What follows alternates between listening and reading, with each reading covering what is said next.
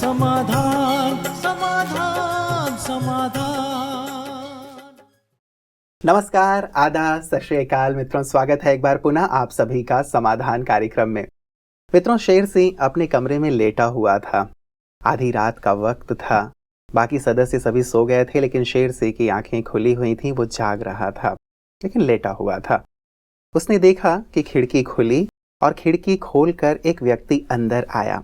उसने चारों तरफ देखा, अलमारी के पास गया, अलमारी खोला धीरे से और उसमें से सारा सामान निकाल के बांधने लगा। शेर सिंह ये सब देख रहा था, लेकिन उसने कोई आवाज नहीं की। वो चिल्लाया नहीं, किसी को जगाने की कोशिश नहीं की। वो चोर, वो व्यक्ति जो आया था, वो दबे पांव फिर से खिड़की तक गया, सारा सामान समेट के और भाग गया। उसके जाने के बाद भी शेर सिंह ने कुछ नहीं किया, ना चिल्लाया, ना आवाज की, ना किसी को जगाया। दूसरे दिन भी पुलिस स्टेशन में जाकर के उसने कोई कंप्लेन नहीं लिखाई। अब आपको सोचना है कि शेर सिंह ने ऐसा क्यों किया। इस प्रश्न के साथ मैं आपको छोड़ा जा रहा हूं। अंत में मैं इसका जवाब दूंगा। आइए अभिनंदन करते हैं आदरणीय भ्राता जी का और आज के समाधान कार्यक्रम की शुरुआत करते हैं। एक समस्या, एक प्रॉब्लम मैं आपके पास छोड़ के जा रहा हूँ। भ्राता जी, आपका बहुत बहुत स्वागत और अभिनंदन है। Thank you. भ्राता जी, इनमें से पहला जो मेल हमारे पास आया है, इसमें ये कहते हैं भ्राता जी कि इनके 2 बच्चे हैं और दोनों ही मानसिक रूप से अपंग हैं। उनका मन ठीक से कार्य नहीं करता या ब्रेन ठीक से प्रॉपर कार्य नहीं करता। तो इसके लिए क्या समाधान हो सकता है? बहुत सारे इलाज हमने कराए हैं, लेकिन दोनों बच्चों की हालत ज्यों की त्यों बनी हुई है। देखिए, बहुत ही गंभीर प्रश्न है और ये समस्या संसार में बढ़ती जा रही है। मानसिक रोग बहुत बढ़ रहे हैं। मुझे लोग कहते हैं कि पहले साइकेट्रिक डॉक्टर के पास कोई जाता था और जाता था तो बड़ा छुप छुप के जाता था, कोई देख न ले कहाँ जा रहा है। आजकल वहाँ भी भीड़ मिलने लगी है। जी। अभी मुझे कोई ग्रुप बता रहा था। तो मानसिक समस्याएं सचमुच बढ़ती जा रही हैं और इसका सीधा सा कारण जो मैं बिल्कुल बिना हिचक के सबको बताना चाहता हूँ, अति पाप कर्म। मनुष्य दूसरे को परेशान कर रहा है, हर्ट कर रहा है, सोने नहीं दे रहा है, दूसरे को टेंशन में ला रहा है, बुरे तरीकों से धन कमा रहा है। ये जो पाप कर्म है, अब ये कहीं ना कहीं ब्रेन को इफेक्ट कर रहा है, मन को बहुत दुर्गति की स्थिति में ले जा रहा है। सच तो यह है कि जब तक मनुष्य ने पाप कर्म छोड़कर पुण्य कर्मों की राह नहीं अपनाई, ये मानसिक समस्याएं उसकी समाप्त नहीं होंगी। अब देखिए, जिनके घर में उन्होंने जन्म लिया दोनों बच्चों ने, उनसे भी इनके कर्मिक अकाउंट जुड़े हुए हैं। किसी जन्म में सबने साथ मिल के ये काम किए होंगे। अब उसके लिए भगवान से क्षमा याचना भी करनी है और उन सब से भी क्षमा याचना करनी होगी जिन्होंने इनको कष्ट दिया या जिनको इन्होंने कष्ट दिया है। दोनों चीज इंपॉर्टेंट हैं। इस केस में प्राय ये है कि इनके द्वारा बहुतों को कष्ट मिला है। ये दोनों बच्चे अगर क्षमा याचना करें तो काफी मदद मिल सकती है, पर अगर बच्चे छोटे हैं, इनके माँ बाप ये काम करेंगे और बच्चों से भी क्षमा याचना करेंगे, क्योंकि इनका भी उनसे कर्मिक अकाउंट है। इन्हें राजयोग के पथ पर आ जाना चाहिए, क्योंकि इस समस्या का यदि एक ज्वलंत समाधान चाहते हैं तो इन्हें दोनों बच्चों के लिए 1-1 घंटा योगदान करना पड़ेगा रोज। उन्हें पवित्र भोजन भी खिलाना पड़ेगा। 1 घंटा एक बच्चे के लिए, 1 घंटा दूसरे बच्चे के लिए।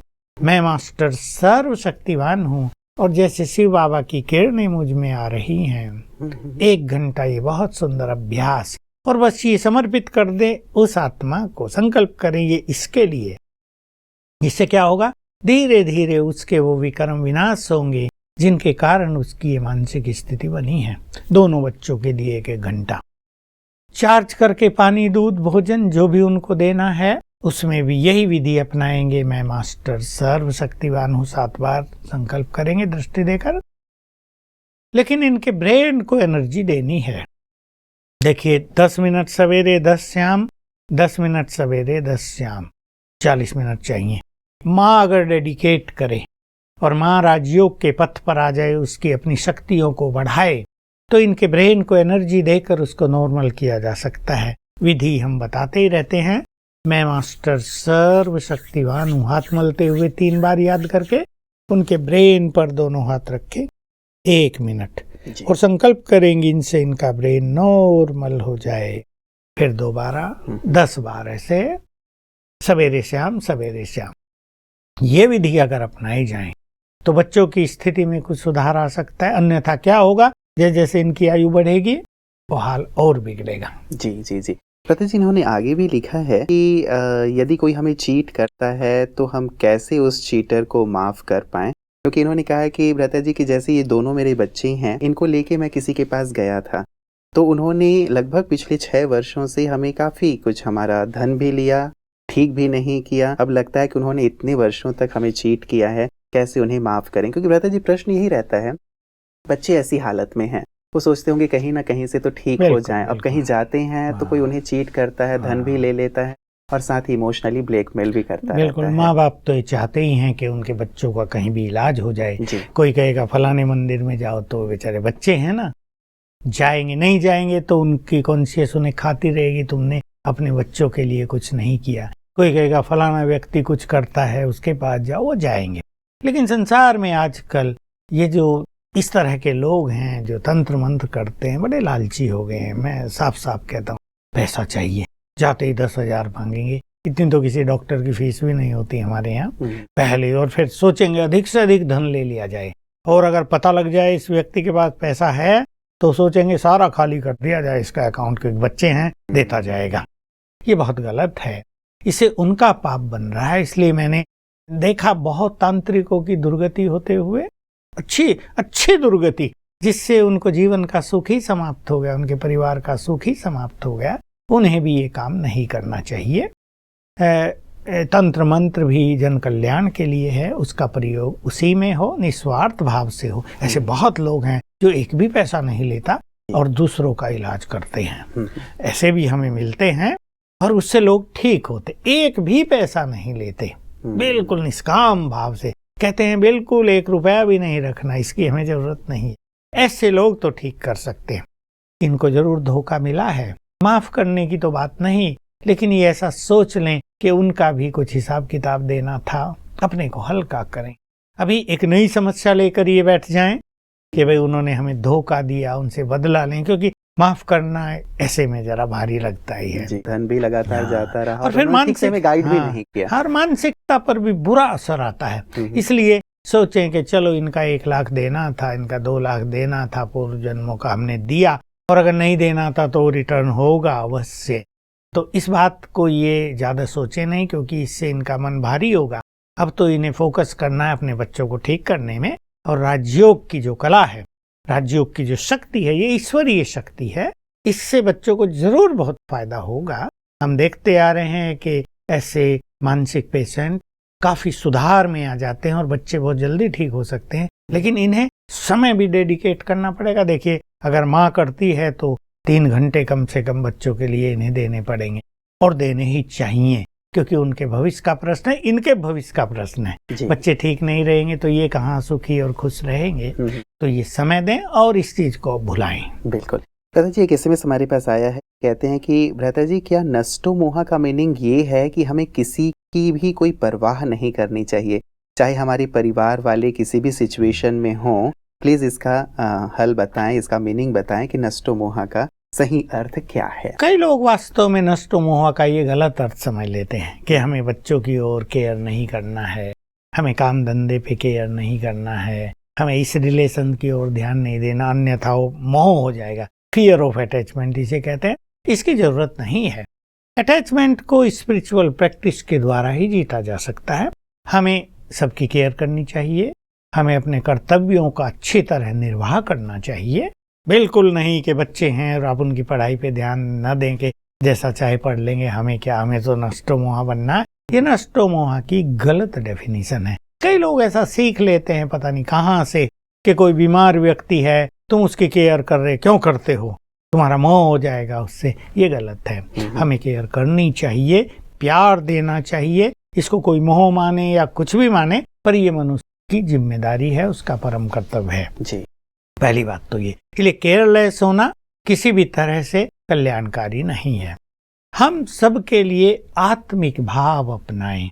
सभी आत्माएं हैं, चाहे बच्चे हैं, पति है, पत्नी है और संबंधी हैं।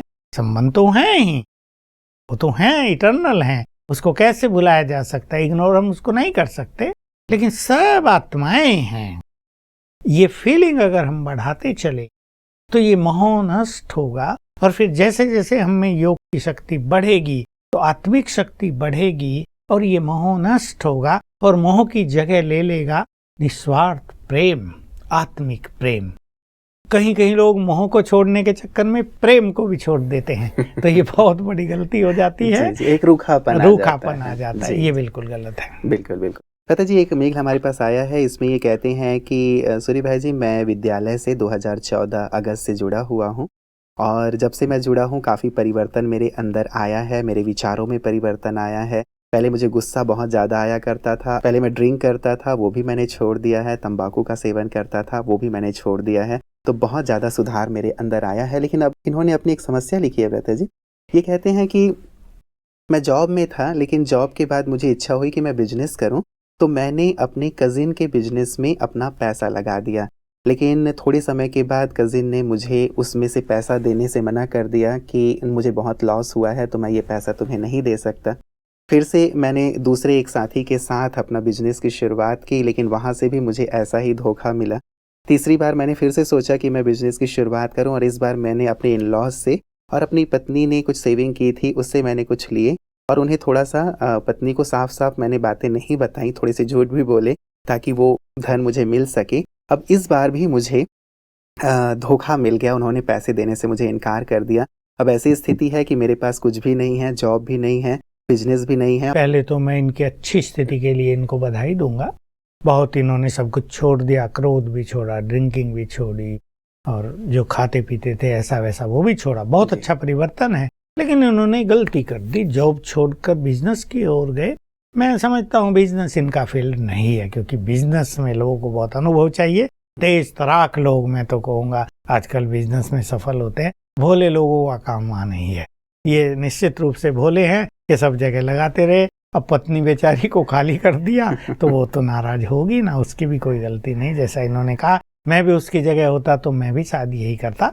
अब इनको 3 मास मैं कहना चाहूंगा, 3 मास शांत करें अपने मन को और योग अभ्यास करें, अच्छी साधना करें। और मैं इनको राय दूंगा, ये बिजनेस फील्ड को छोड़कर फिर से जॉब अपनाएं, इनको मिल जाएगी।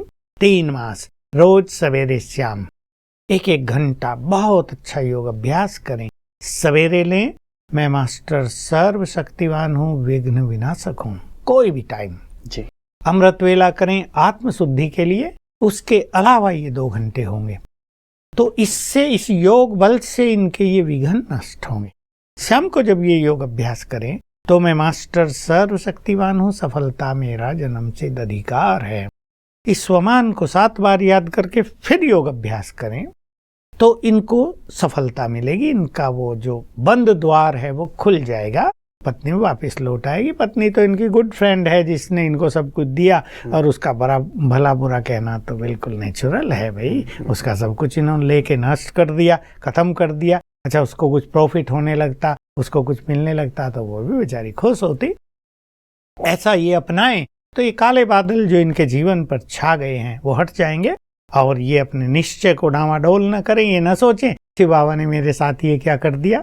शिव बाबा नहीं करता है ये, मनुष्य के अपने कर्म, उनका अपना भोलापन, कहीं कहीं उनकी गलतियां इस तरह से मनुष्य को डुबो देती हैं। अन्यथा इन्हें पहले ही समझ जाना चाहिए था, जब पहली बार धोखा मिला तो थोड़ा संभल जाना चाहिए। पहली बार तो कजिन से ही इन्हें धोखा इनको, इसलिए बहुत सोच समझ के अच्छी लिखा पढ़ी करके ही ये लेन देन करना चाहिए, अन्यथा सब जगह धोखा मिलता है। पैसा ऐसी चीज है जो हर व्यक्ति के ईमान को डुला देता है, चाहे वो अपना हो या बाहर का हो। ऐसे में बड़ा कठिन हो जाता है कि कैसे हम समझें कि सामने वाला व्यक्ति बहुत लॉयल है, इसके साथ हम कर सकते हैं। उस फील्ड में रहने वाले ही इस चीज को अच्छा समझ सकते हैं, पर इनके केस से मैं समझता हूँ ये इनका फील्ड है ही नहीं। ये बहुत जेंटल व्यक्ति हैं, भोले हैं, बेचारे लगाते गए और सोचते रहे अपने लोग तो धोखा नहीं देंगे, कुछ ना कुछ तो मिलेगा, लेकिन हो गया है।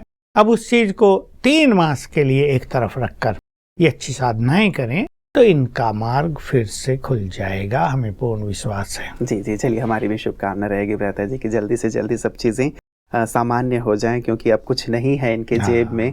पत्नी भी मायके चली गई हैं, तो स्थिति सचमुच थोड़ी डामाडोल तो हो ही जाती है कि पता नहीं कब तक स्थिति सामान्य हो पाएगी। भ्राता जी, अगला हमारे पास जो SMS आया है ये प्रकाश जी हैं दावणगेरे कर्नाटका से, और ये कहते हैं कि I may miss my food and friends but I don't miss awakening with Brahma Kumaris and समाधान.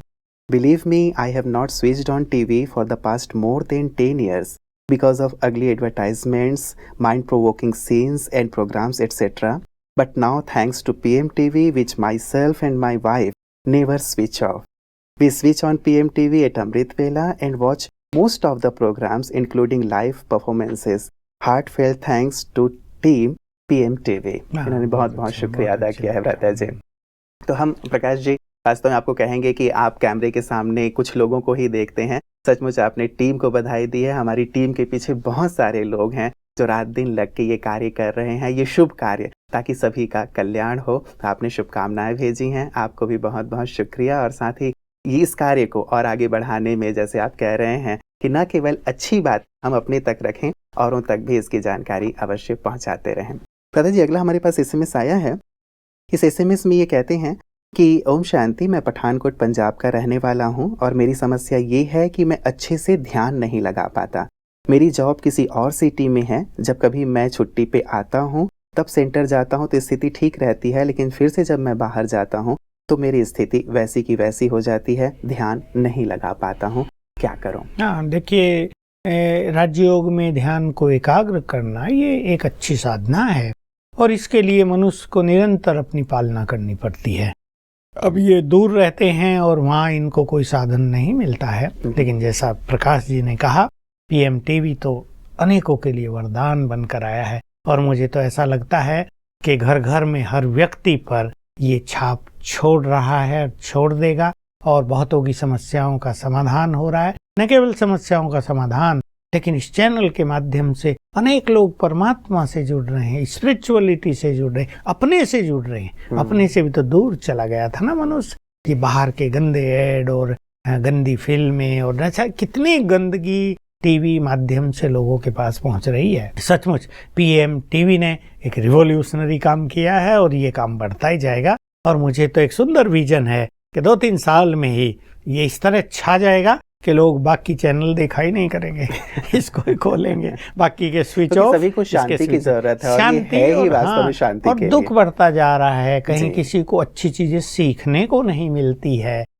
या तो पॉलिटिकल चर्चाएं लोग दिखा रहे हैं, उसे और लोगों में टेंशन बढ़ रहा है, या थोड़े बहुत ही अच्छे सीरियल जो स्पिरिचुअल होते हैं, रिलीजियस, वो दिखाते हैं जो लोगों को, वो सबको पसंद भी नहीं आते हैं. तो बहुत अच्छी बात है. तो मैं इनको भी कहूँगा कि ये भी PMTV का प्रयोग करें और रोज अपनी पालना करें. देखिए, मान लो ये हफ्ते के बाद घर जाते हैं या ये मास के बाद 2-4 दिन घर जाते हैं, तो मास में इनके अंदर बहुत सारी निगेटिव थॉट्स आ जाएंगी जो इनके माइंड को फ्लक्चुएट करती रहेंगी. तो एकाग्रता होगी ही नहीं. बहुत सारी चीजों की छाप, कर्म की छाप, उसमें आने वाली समस्याओं की छाप, दूसरे के व्यवहार की छाप हमारे सबकॉन्शियस माइंड में जाती ही रहती है. इसलिए इन्हें रोज अपनी अच्छी पालना करनी चाहिए. ईश्वरीय महावाक्य तो रोज सुनना ही चाहिए. अगर ये सुन नहीं सकते तो टीवी के माध्यम से, नेट के माध्यम से, आजकल ये विज्ञान के साधन इन सब के लिए वरदान बनकर आए हैं. अपनी पालना रोज करनी चाहिए. रोज माइंड को सुंदर विचार मिल जाएं, ये अपनी पालना है. ये फूड ऑफ माइंड है, फूड फॉर इंटेलेक्ट है. इसको जरूर खाना चाहिए. तो तब इनकी बुद्धि से जो और निगेटिविटी है वो रोज हटती रहेगी. सारा दिन का बोझ समाप्त होगा. रात को भी ये पढ़कर सोएं. कुछ हमारे पास अव्यक्त मुरलियों का भंडार है जो हम कहते ही रहते हैं. किताब 2-4 खरीद लें और रात को एक पढ़कर ही सोएं, तो रात को भी इनके विचार सुंदर हो जाएंगे. जो निगेटिव इफेक्ट इनके ऊपर आया है वो समाप्त हो जाएगा. सवेरे उठते फिर ये PMTV देखें, 4 बजे उठे और देखें कितनी अच्छी योग की कमेंट्री उस पर आ रही है, उससे ये योग अभ्यास करें. तो अपनी पालना मनुष्य को स्वयं ही करनी होती है. तब इनका ध्यान एकाग्र होगा. और थोड़ी प्रैक्टिस भी करते रहें, कर्म में भी अच्छे अभ्यास करें. ब्रीफली मैं कह दूं, अशरीरी होने का अभ्यास, स्वमान की प्रैक्टिस, 5 स्वरूपों की प्रैक्टिस, ये अपने कर्म क्षेत्र पर ही करते रहें. सवेरे शाम भी कुछ ऐसा मैनेज करें कि ये थोड़ा थोड़ा समय अपने लिए दें, अपने अभ्यास के लिए, तो इनकी एकाग्रता बढ़ती जाएगी. बिल्कुल बिल्कुल. प्रता जी, अगला जो हमारे पास SMS आया है ये अमृतसर से है, और अमृतसर से सुनीता जी लिखती हैं ये कहती हैं कि मैं 28 वर्ष की हूँ और ट्यूशन पढ़ाती हूँ। पिछले कुछ समय से मेरे साथ ऐसा हो रहा है कि सारे दिन सुबह से रात तक मन के सामने एक फ़िल्म सा चलता रहता है और वो फ़िल्म बहुत ही नेगेटिव होता है। उसमें बहुत ज़्यादा जैसे अश्लील चीज़ें मुझे दिखाई देती हैं, जिसके कारण मेरा मन बहुत बेचैन हो जाता है, अशांत हो जाता है। कुछ वर्ष पहले ऐसा बिल्कुल भी नहीं था, लेकिन अब ये होने लगा है। इसके लिए मुझे क्या करना चाहिए?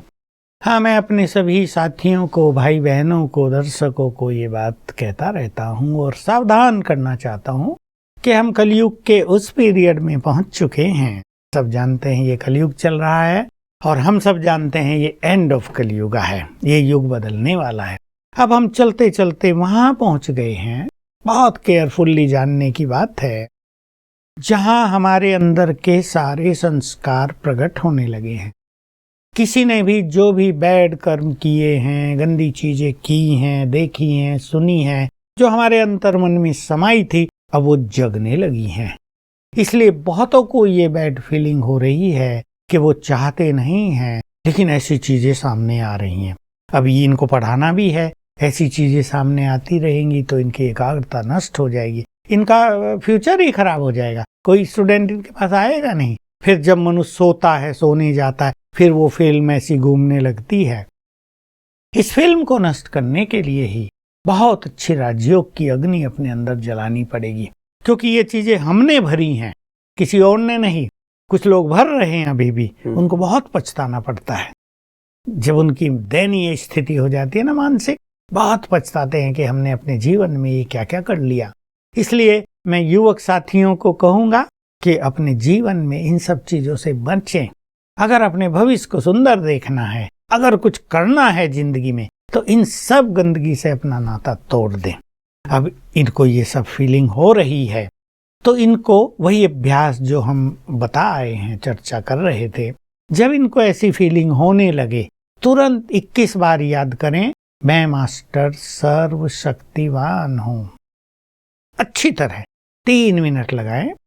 मेरे से शक्तियों की किरणें फैल रही हैं, पावरफुल ऑरा बनता जा रहा है मेरे चारों ओर। इसमें जैसे ये लीन हो जाएं, तल्लीन हो जाएं, तो बहुत जल्दी वो चीज समाप्त होने लगेगी। सवेरे शाम 5-5 स्वरूपों का ये अभ्यास करें 5-5 बार, और स्वमान के भी अभ्यास बढ़ाएं। बच्चों को पढ़ाते हुए आत्मिक दृष्टि से देखें, क्योंकि कभी कभी क्या होता है, जो बच्चे हैं उनसे भी बहुत सारी निगेटिव एनर्जी मनुष्य को आती रहती है। लोग सोचते हैं बच्चे तो पवित्र हैं, वो तो बहुत भोले हैं, लेकिन आजकल स्थिति बदली हुई है, तो उनसे आने वाली निगेटिव एनर्जी इनकी निगेटिव एनर्जी को स्टिमुलेट कर देती है। इसलिए ये जैसे ही बच्चों को पढ़ाए, एक बार सबको आत्मा देखे और अच्छे स्वमान का अभ्यास करे, उसमें स्थित हो जाए, ताकि इनके चारों ओर एक पावरफुल ऑरा बन जाए, जो उस बैड एनर्जी को रिफ्लेक्ट करता रहे, रिपल्स करता रहे। ये इनको जरूर करना चाहिए और विश्वास रखना चाहिए, ये चीज जल्दी समाप्त हो जाएगी। थोड़ा मेडिटेशन पे ध्यान दें, अपने लिए थोड़ा समय दें, अच्छे साहित्य का अध्ययन भी करें। जी जी जी, इन सारी युक्तियों से ये सारी समस्या जो इनकी है वो समाप्त ये हो जाएगी। समस्या ऐसी है जो देखने में तो लगती है छोटी सी, जी जी, पर ये बहुत परेशान किए हुए होती है कि सारे दिन वही दृश्य हाँ, सामने आ रहे हैं, वही दिखाई दे रहा है, तो अंदर व्यक्ति बेचैन सा हो देखिए जाता मनुष्य है। को बाहर से तो कुछ दिखेगा नहीं, लोग कहेंगे सब कुछ तो अच्छा है, जी, जी, लेकिन जी। वो व्यक्ति तो बहुत दुखी परेशान एक रहेगा। ऐसा ही भ्राता जी फोन कॉल आया था, जो पिछले 2 वर्षों से कभी कभी सेवा केंद्र पे जाती हैं वो भी बहन, और राजयोग का अभ्यास करती, तो उन्होंने अपनी समस्या शेयर की थी कि जब भी मैं मेडिटेशन में बैठती हूँ, तो कहीं भी मैं जाऊँ, जैसे हम ऊपर जाने की बात करते हैं, अव्यक्त होने की बात करते हैं, या अलग अलग स्थितियों की, तो वो कहती हैं कि मुझे बहुत नेगेटिव फीलिंग होती है, मुझे ऐसा लगता है कोई मेरे कपड़े खींच रहा है, या इस प्रकार की फीलिंग आती है। तो उसके लिए उन्होंने कहा कि ये फीलिंग क्यों है, कैसा है, और इससे वो भी बहुत ज्यादा परेशान वही हैं। पूर्व जन्मों में उनके साथ ये घटनाएं घटित हुई थी, वो सबकॉन्शियस माइंड में समा गई। जैसे योग अभ्यास करती हैं तो वो जागृत होने लगती है। शुरू में ये घटनाएं लोगों को आती है, लेकिन करते रहने से वो समाप्त हो जाए। कई लोग ऐसा सोचते हैं कि शायद किसी ने हम पे कुछ करा दिया है, इसलिए ऐसी फीलिंग होती है। इस पे आप क्या नहीं कहेंगे? नहीं, ऐसी कोई बात नहीं। हर चीज को ऐसे नहीं सोचना चाहिए कि इसने कुछ करा दिया। ये पूर्व जन्मों की हमारी फीलिंग्स होती हैं और ये समाप्त हो जाएंगी। बिल्कुल बिल्कुल, चलिए हमारी शुभकामना रहती है भ्राता जी हमेशा सबके लिए कि सब अच्छी स्थितियों में पहुंचे, और साथ ही किसी के साथ भी कोई ऐसी समस्या ना हो, क्योंकि कई बार व्यक्ति जब मेडिटेशन कर रहा होता है और कुछ इस प्रकार की अनुभवों से उसे दो चार होना पड़ता है, तो उसके मन में कई बार विचलन की स्थिति आ जाती है कि उसे कंटिन्यू रखे या ना रखे। लेकिन आप हमेशा कहते हैं कंटिन्यू रखें, थोड़े समय के बाद ये चीज़ें समाप्त हो जाएंगी। बिल्कुल। हमारी भी ढेर सारी शुभकामनाएं उनके लिए रहेंगी। आज के सुंदर प्रकाश के लिए व्रता जी बहुत बहुत आपका शुक्रिया। मित्रों, समस्याएं सचमुच बहुत सारी हैं, लगातार हमारे पास आती रहती हैं, विविध प्रकार की समस्याएं हैं, लेकिन हर बार हम यही कहते हैं, भ्राता जी हम यही कहते हैं, एक धैर्य और एक प्रकाश देते हैं। समस्या है, निश्चित रूप से उस पर हम थोड़ा सा फोकस करें, उसके कारण तक पहुंचे, निवारण हमें अवश्य प्राप्त हो जाता है। और राजयोग हमारे पास एक सुंदर औषधि के रूप में है ही, जिसके माध्यम से हम हर प्रकार की समस्या से मुक्त हो ही सकते हैं। आप भी इसका लगातार अनुभव कर रहे हैं, हम लगातार अनुभव भी आपके साथ शेयर करते रहते हैं कि कैसे अच्छे अच्छे अनुभव हम तक पहुंच रहे हैं। आप भी निश्चित रूप से जल्दी इन समस्याओं से मुक्त होंगे जो भी आप फेस कर रहे हैं, और जीवन खुशहाल होगा, ऐसी हमारी कामना रहती है। और जहाँ से मैंने शुरुआत की थी, आपने जरूर सोचा होगा, एक समस्या, एक पजल मैं आपके पास छोड़ गया था कि शेर सिंह वास्तव में क्यों नहीं चिल्लाया, क्यों नहीं कुछ बोला। वास्तव में हम कई बार सोचते हैं ना कि जो समस्या सामने दिखाई दे रही है, तो उसके अकॉर्डिंग हम सोचते हैं कि शेर सिंह मतलब बहुत बड़ा आदमी होगा, दबंग किस्म का होगा, उसने क्यों नहीं बोला, शायद वो गूंगा होगा, शायद वो अपाहिज होगा, या फिर शायद कुछ और चीजें होंगी। लेकिन आपको जान के आश्चर्य होगा, शेर सिंह 6 मास का छोटा सा बच्चा था। इसीलिए वो देख तो सकता था लेकिन बोल नहीं सकता था, सोच समझ नहीं सकता था कि वास्तव में क्या हो रहा है। ये घटना मैंने इसलिए आपके सामने रखी कि कई बार जब कोई सिचुएशन हमारे सामने आती है, तो बहुत बड़े बड़े पहलुओं पर तो हम विचार करते हैं, लेकिन किसी छोटे पहलू को हम छोड़ जाते हैं, और वहीं उस समस्या का समाधान या निदान होता है। इसलिए अपने आसपास यदि कुछ ऐसी समस्या घटित हो रही है, हम छोटे से छोटे पहलू पर भी विचार करें, बहुत बड़ी बड़ी समस्याओं की बातों को लेकर ना उलझा लें अपने आप को, अन्यथा हम परेशान होने लगते हैं। और कभी छोटी बात को हवा भी ना बना दें कि पता नहीं क्या होगा। सिंपली बहुत शांति से थोड़ी देर ध्यान में यदि बैठते हैं, तो हमारा मन शांत होता है और हमें उसका समाधान दिखाई देने लगता है। तो समाधान की ओर बढ़िएगा, समस्याओं को समाप्त करते चलिएगा, और साथ ही अपना ख्याल भी रखिएगा। नमस्कार।